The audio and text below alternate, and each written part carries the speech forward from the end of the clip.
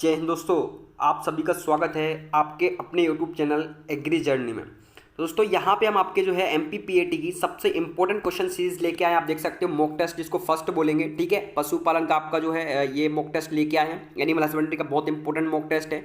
इसमें आपको क्वेश्चन हिंदी और इंग्लिश दोनों मीडियम में आपको क्वेश्चन देखने को मिल जाएंगे, ठीक है। तो जो लोग भी चैनल पर नया हो सभी लोग चैनल को सब्सक्राइब कर दें और वीडियो को जरूर लाइक कर दीजिएगा, क्योंकि ऐसे इंटरेस्टिंग वीडियो जो है agri journey time by time लाता रहता है। तो आप लोग जरूर जो है चैनल को सब्सक्राइब कर दीजिएगा, ठीक है।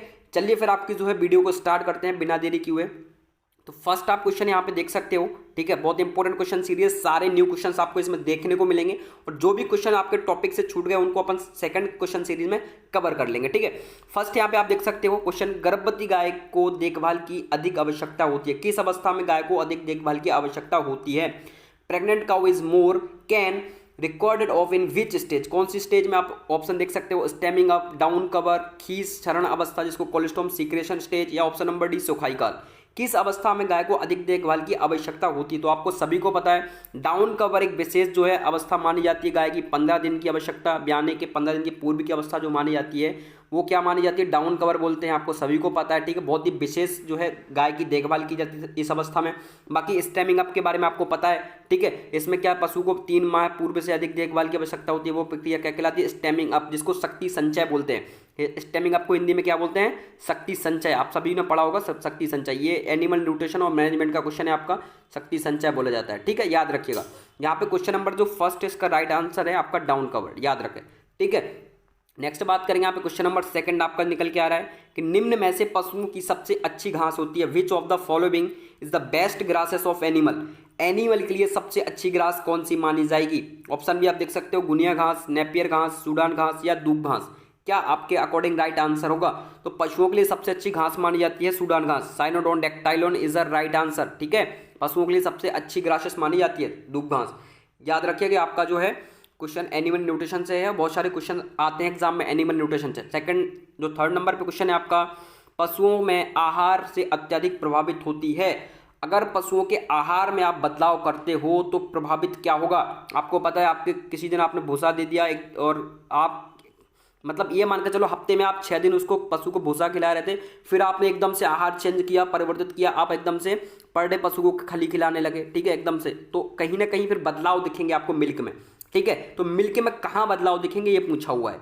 The animal is highly included by the, जो उसकी डाइट होती है, डाइट में क्या प्रभावित होगा? आप ऑप्शन देख सकते हो, milk fat, milk protein, milk quantity या मिल्क कार्बोहाइड्रेट। तो यहाँ पे क्या प्रभावित होगा पशु के जो है, अगर आहार में आप परिवर्तन करोगे तो क्या प्रभावित होगा पशु के आहार में परिवर्तन से? तो पशु के आहार में जो परिवर्तन से प्रभावित होगा वो है मिल्क क्वांटिटी। याद रखिएगा, मिल्क क्वांटिटी बहुत ज्यादा प्रभावित होगी अगर आप आहार में परिवर्तन करोगे तो, ठीक है। याद रखिएगा, इंपॉर्टेंट क्वेश्चन है। आहार, पशुओं के आहार में अत्यधिक परिवर्तन से प्रभावित होता है तो क्या मिल्क की क्वांटिटी प्रभावित होती है? सी जो क्वेश्चन नंबर थर्ड का राइट आंसर होगा।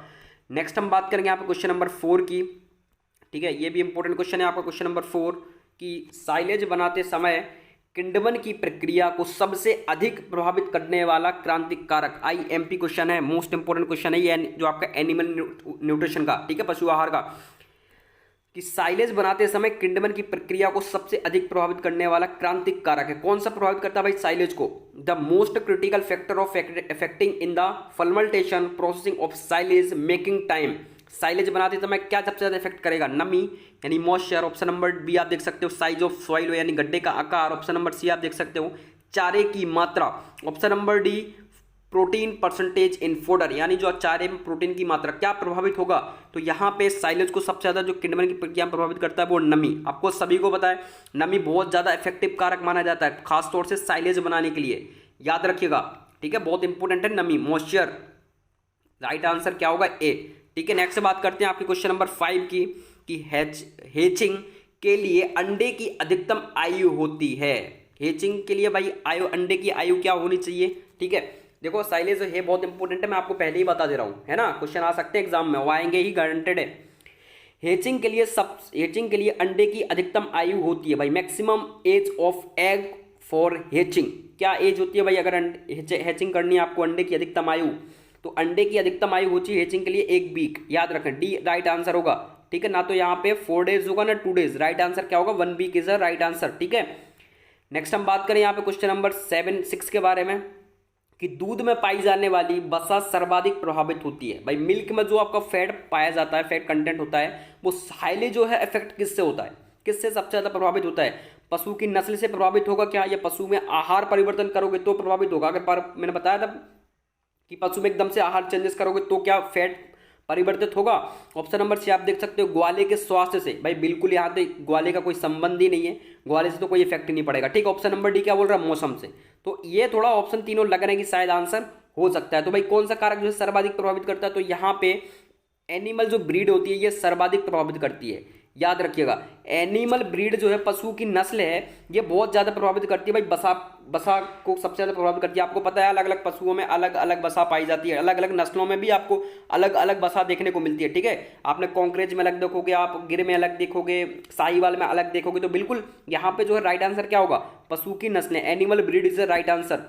ठीक है, नेक्स्ट बात करते हैं क्वेश्चन नंबर 7 की। ये बस क्वेश्चन को आपको याद रखना है, इसमें ज़्यादा आपको दिमाग नहीं लगाना है। इस क्वेश्चन को क्या रखना है, बस आपको याद रखना है। अगर एग्जाम में आ जाए तो बस आपको आंसर लगा देना है। सांड से सर्विस लेनी चाहिए। भाई सांड से सर्विस लेनी चाहिए, कब लेनी चाहिए? ठीक है, must take a service from bull.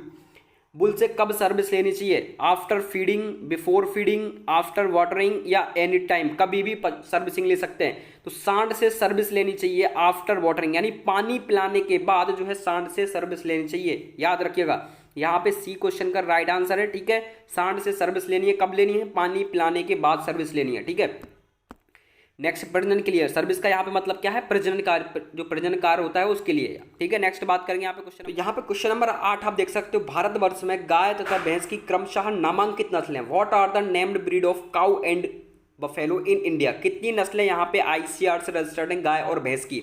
Option आप देख सकते हो 36, 10, 43, 19, 43, 16 और 45, 15। कितनी नस्लें रजिस्टर्ड है भाई भारत में अभी तक ICAR से? तो याद रखिएगा, गाय की टोटल अभी 43 नस्लें रजिस्टर्ड है और भैंस की अभी फिलहाल में 16 नस्लें रजिस्टर्ड है ICAR के द्वारा।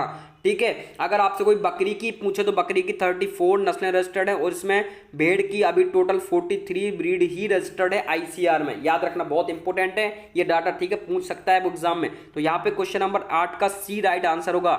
याद रखिएगा अभी टोटल अगर एनालिसिस करें तो टोटल 184 ब्रीड्स अभी ICAR में रजिस्टर्ड हैं पशुओं की। ठीक है, याद रखिएगा। नेक्स्ट हम बात करेंगे यहाँ पे क्वेश्चन नंबर 9 नंबर क्वेश्चन की। ठीक है, थोड़ा सा आप इसको देख लीजिएगा। ये भैंस की नस्लें हैं, टोटल अभी 16 ब्रीड से रजिस्टर्ड है। तो आप देख सकते हो भदावरी UP MP, जाफराबादी आपका गुजरात में है, मारवाड़ी मराठावाड़ी आप देख सकते हो महाराष्ट्र, महसाना गुजरात, मुर्रा हरियाणा, नागपुरी महाराष्ट्र, पंढरपुरी महाराष्ट्र। ये भैंस की नस्लें हैं, पंढरपुरी, संबड़पुरी। याद रखिएगा, यहाँ पे नीली रावी पंजाब, सूरती गुजरात, टोंडा तमिलनाडु, बन्नी गुजरात। बन्नी भी गाय भैंस की नस्ल है और बन्नी गाय की भी नस्ल है, भैंस की भी नस्ल है। चिल्का उड़ीसा की, कांडा हांडी उड़ीसा की, ल्यूट कीचड़ प्रजाति की भैंस है, ल्यूट। ठीक है, एक जल प्रजाति की भैंस होती है, कीचड़ प्रजाति की। तो ल्यूट एक जो है कीचड़ प्रजाति की भैंस और इकलौती ऐसी भैंस है जो ICAR में रजिस्टर्ड है कीचड़ प्रजाति की। असम मणिपुर में पाई जाती है। बरगुर तमिलनाडु की, छत्तीसगढ़ की। ये अभी टोटल 16 ब्रीड्स हैं भैंस की जो ICAR में रजिस्टर्ड हैं। याद रखना। ठीक है, नेक्स्ट हम यहाँ पे बात करते हैं क्वेश्चन नंबर 9 की। बिल्कुल IMP मोस्ट इंपॉर्टेंट क्वेश्चन है, एग्जाम में बिल्कुल आने की संभावना है आपकी इस क्वेश्चंस की। ठीक है, खासतौर से कौन सा टॉपिक है आपका, जो आपका पशु का आपने पढ़ा होगा, पशु के शरीर पूरे रूमेन वगैरह, आहार, डाइजेशन, तो सीक्रेशन, ऑक्सीटोसिन वगैरह, इन सब से बिलोंग करता हुआ क्वेश्चन है टॉपिक से। ठीक है, तो गैलेक्टोपियोसिस है। गैलेक्टोपियोसिस क्या है भाई? यहाँ पे ऑप्शन आप देख सकते हो, दूध का स्त्राव। क्या दूध का स्त्राव गैलेक्टोपियोसिस कहलाता है? दूध निकलने का रखरखाव, मेंटेनेंस ऑफ लैक्टेशन ही गैलेक्टोपियोसिस कहलाता है क्या?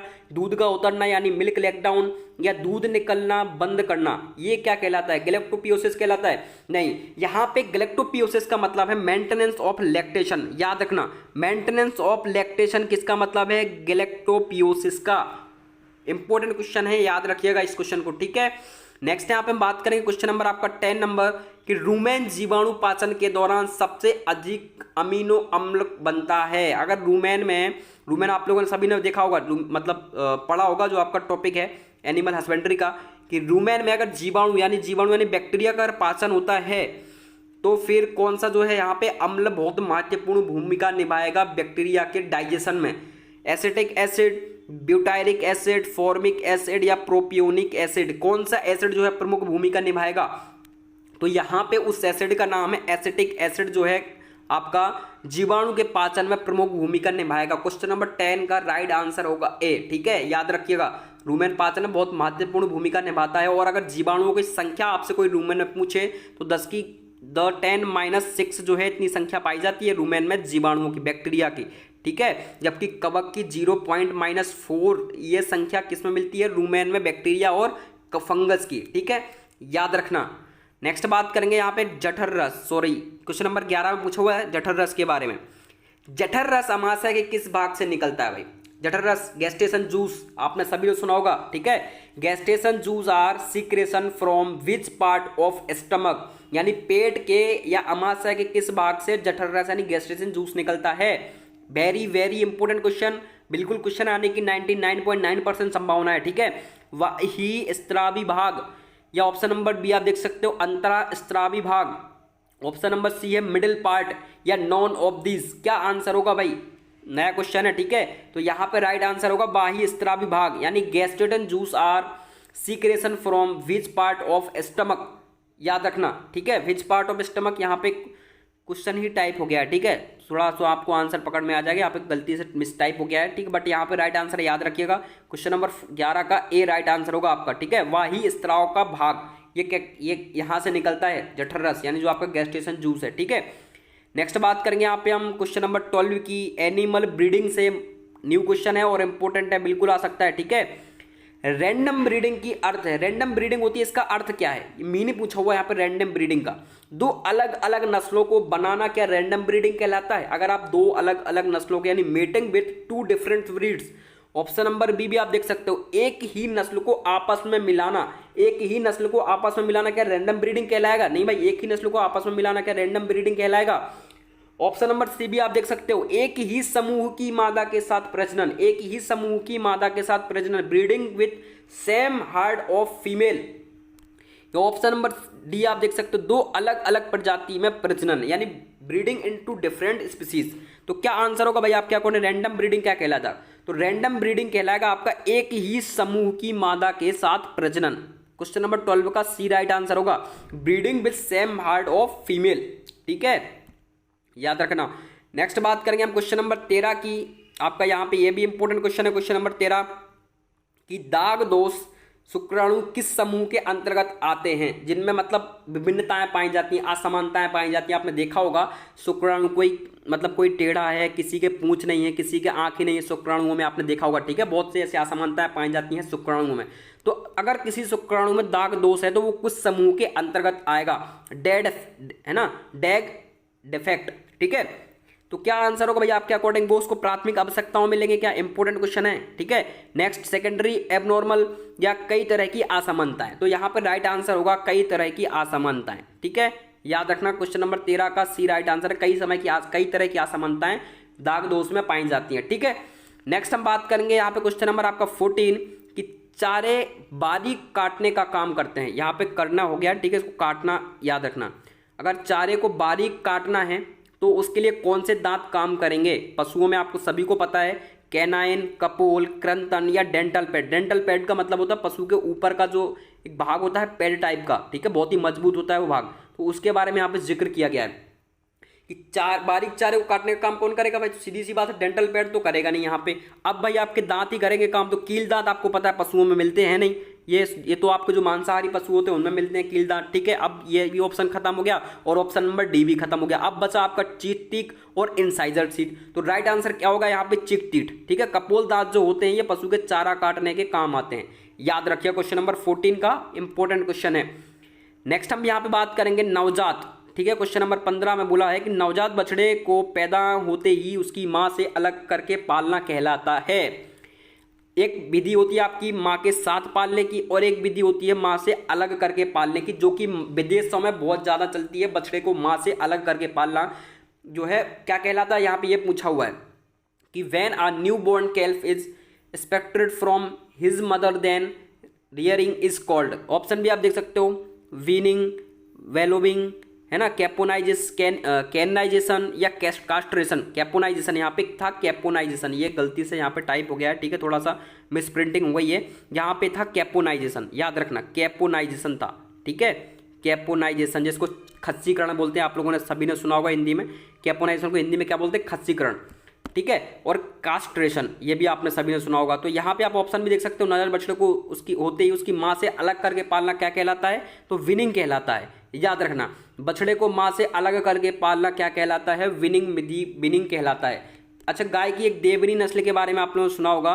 तो गाय की जो देवरी नस्ल होती है, इसको कभी भी विनिंग विधि से नहीं पाला जा सकता, क्योंकि ये बहुत अपने बछड़े को बिल्कुल भी अलग नहीं कर सकते तुम इसके, देवनी गाय के, ठीक है। ये सीधा सीधा अगर इस बछड़े को आप अलग करके पालोगे तो ये मिल्क प्रोडक्शन बिल्कुल बंद कर देगी। इसलिए इसको क्या है कि देवनी गाय को जो है बछड़े को और मतलब विनिंग, जो विनिंग मेथड है, इससे नहीं पाल सकते।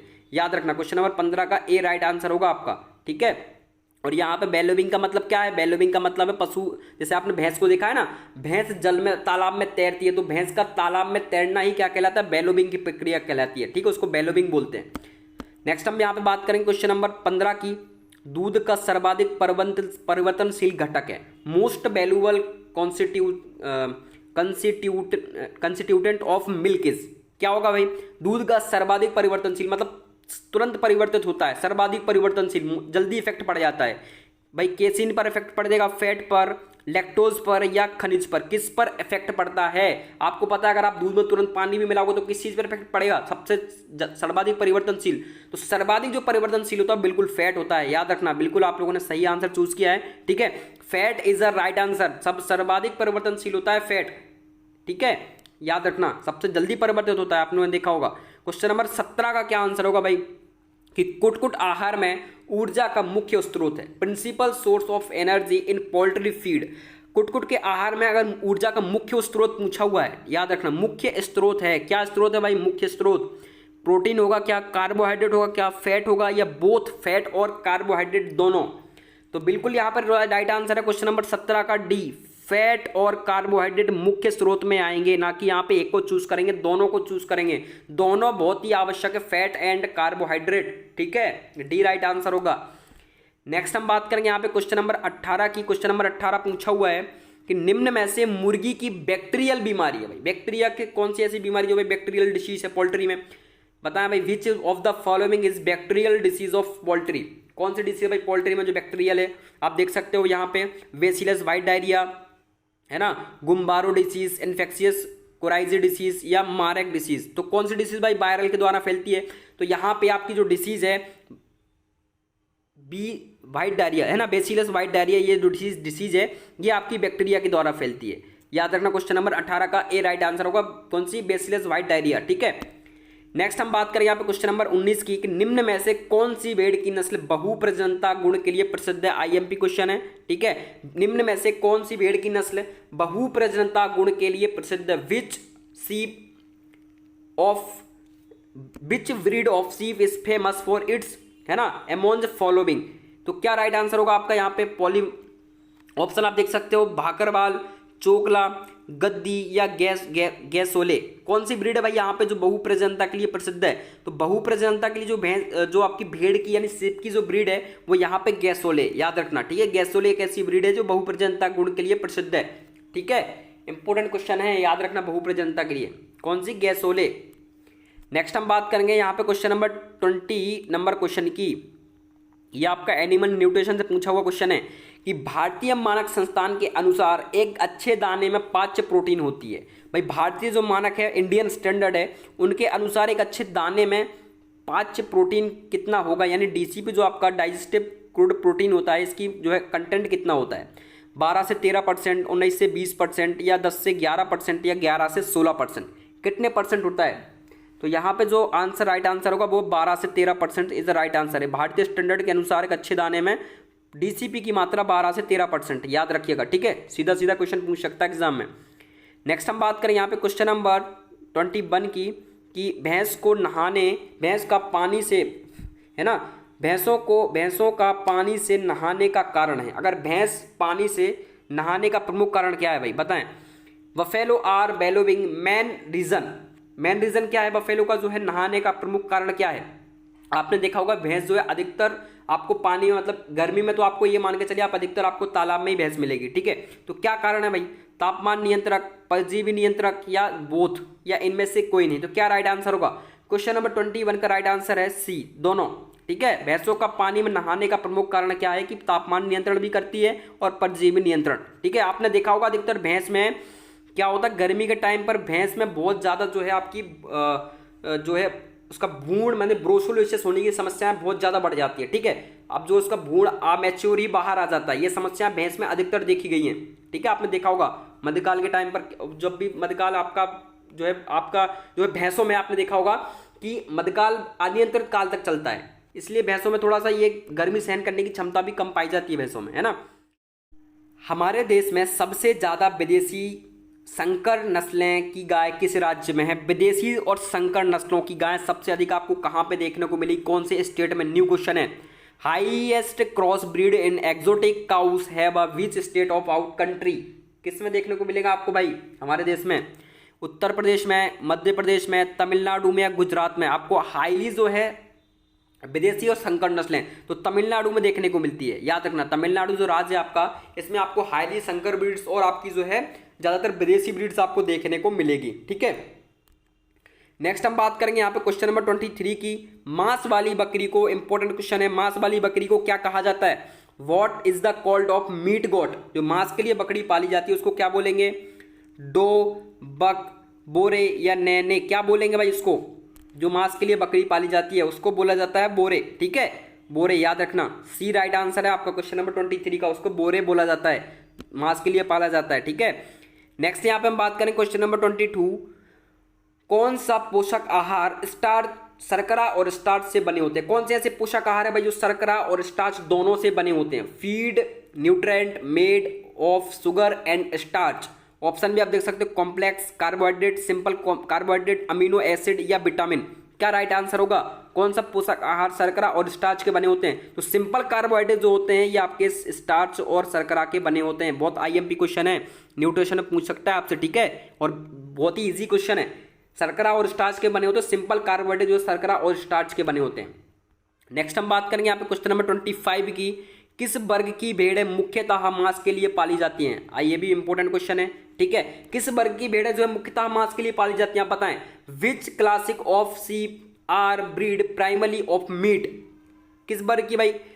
फाइन वुड ब्रीड यानी सर्वोत्तम ऊन देने वाली, मध्य ऊन देने वाली, या संकर नस्लें, या पश्मीना देने वाली? मेरे को पता है आप लोग कहाँ आंसर अधिकतर चूज करोगे, अधिकतर स्टूडेंट्स संकर नस्लें अधिकतर स्टूडेंट्स चूज करेंगे, बट यहाँ पर राइट आंसर होगा मध्यम ऊन देने वाली। ठीक है, मीडियम वूल ब्रीड, यहाँ पे बी राइट आंसर है क्वेश्चन नंबर 25 का। ठीक है, किस वर्ग की भेड़ें मुख्यतः मांस के लिए पाली जाती है? तो मध्यम ऊन की, जो मध्यम ऊन भेड़ देने वाली जो भेड़ है वो यहाँ पे मांस के लिए पाली जाती है। ठीक है, नेक्स्ट यहाँ पे बात करें क्वेश्चन नंबर 26 की। भेड़ के ऊन का प्राकृतिक रेशा क्या कहलाता है? भेड़ के जो ऊन होता है उसका प्राकृतिक रेशा क्या कहलाता है? The neutral waviness of sea full is called. क्या बोलेंगे उसको? वेब बोलेंगे, स्टेपल बोलेंगे, क्रैम्प बोलेंगे या बॉडी बोलेंगे? क्या बोलोगे भाई आप लोग? भेड़ का प्राकृतिक रेशा क्या कहलाएगा? तो भेड़ का जो प्राकृतिक रेशा होता है उसको स्टेपल बोलते हैं, है ना, स्टेपल। बी याद रखिएगा, राइट आंसर है। नेक्स्ट हम यहाँ पे बात करें क्वेश्चन नंबर 27 नंबर क्वेश्चन की कि ताजे दूध का पीएच क्या होता है भाई? आपके जो ताजा दूध होता है उसका पीएच कितना होता है? फ्रेश मिल्क पीएच 6.6 से 7 या 6.4 से 6.6। ऑप्शन नंबर सी आप देख सकते हो, 7 से 7.5 या 6.3 से 6.4। क्या पीएच होगा भाई ताजे मिल्क का? तो ताजे मिल्क का जो पीएच होता है वो यहाँ पे होता है 6.4 से 6.6, याद रखना।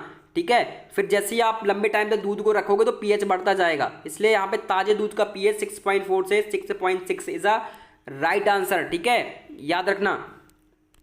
नेक्स्ट हम यहाँ पे बात करेंगे क्वेश्चन नंबर 28 की। मानक दूध में बसा प्रतिशत होता है। What is the fat percentage in standard milk? जो स्टैंडर्ड मिल्क होता है उसमें कितना परसेंटेज होता है फैट का? 3.5%, 4.5%, 5.5% या 5.7%? क्या राइट आंसर होगा भाई आपके अकॉर्डिंग? मानक जो स्टैंडर्ड मिल्क होता है, तो स्टैंडर्ड मिल्क में जो आपका फैट परसेंट होता है वो होता है 4.5% ये फैट होता है। और SNF कितना होता है? तो SNF याद रखिएगा 8.5% इसमें SNF होता है। तो राइट आंसर क्या होगा आपका? क्वेश्चन नंबर 28 का बी राइट आंसर होगा। ठीक है, नेक्स्ट हम यहाँ पे बात करेंगे आपके क्वेश्चन नंबर 29 की। दुनिया की सबसे बड़ी डेयरी है भाई, कौन सी है भाई दुनिया की सबसे बड़ी dairy? The world largest dairy कौन सी है? लैक्टालिस, फोंटेरा, नेस्ले या इनमें से कोई नहीं? तो दुनिया की जो सबसे बड़ी आपकी डेयरी है वो है यहाँ पे Nestle. Nestle is a right answer, याद रखना। दुनिया की सबसे बड़ी डेयरी कौन सी है? तो नेस्ले आपकी दुनिया की सबसे बड़ी डेयरी है, ठीक है। सेकंड नंबर पे आती है आपकी लैक्टालिस, याद रखना। और ये जो नेस्ले डेयरी है ये आपकी स्विट्जरलैंड में पाई जाती है, ठीक है। स्विट्जरलैंड में है आपकी जो नेस्ले डेयरी है, ये स्विट्जरलैंड में है, जबकि जो लैक्टालिस है ये डेयरी आपकी फ्रांस में है, याद रखना, ठीक है। बहुत इंपॉर्टेंट है। क्वेश्चन नंबर यहाँ पे 29 का सी राइट आंसर होगा आपका। नेक्स्ट बात करेंगे हम यहाँ पे क्वेश्चन नंबर जो आपका 30 नंबर क्वेश्चन की। दूध को सबसे ज्यादा आयात करता है भाई, मिल्क को सबसे ज्यादा जो है जो आपका एक्सपोर्ट करता है वो कौन सी कंट्री करती है? कौन सी कंट्री दूध को सबसे ज्यादा एक्सपोर्ट करती है? तो यूएसए, चाइना, रसिया या इंडिया। तो यहाँ पे मिल्क को सबसे ज्यादा जो एक्सपोर्ट करती है यानी आयात करती है वो कौन सी कंट्री है? वो है यहाँ पे Russia. Russia is the right answer, ठीक है। जबकि जो निर्यात करती है ना, एक्सपोर्ट इम्पोर्ट, तो एक्सपोर्ट जो सबसे ज्यादा करती है वो कौन सी करती है? यूएसए। यूएसए मिल्क का सबसे ज्यादा एक्सपोर्ट करती है, जबकि यहाँ पे दूध को सबसे ज्यादा आयात कौन करती है? तो रसिया यहाँ पे सबसे ज्यादा मिल्क को आयात करता है। तो ये आपकी यहाँ पे इंपॉर्टेंट क्वेश्चन सीरीज खत्म हुई, ठीक है। बाकी आप लोगों को सभी लोगों का धन्यवाद। और हमारे जो है टेलीग्राम चैनल की लिंक मैंने डिस्क्रिप्शन में दे रखी है, आप वहाँ पे जुड़ सकते हो। एग्री जर्नी करके टेलीग्राम चैनल है, जो भी नहीं जुड़ा हो तो जुड़ सकता है, ठीक है। लिंक डिस्क्रिप्शन में है और चैनल को जरूर सब्सक्राइब कर लें, ठीक है। मिलते हैं नेक्स्ट वीडियो के साथ। जय हिंद, जय भारत, वंदे मातरम।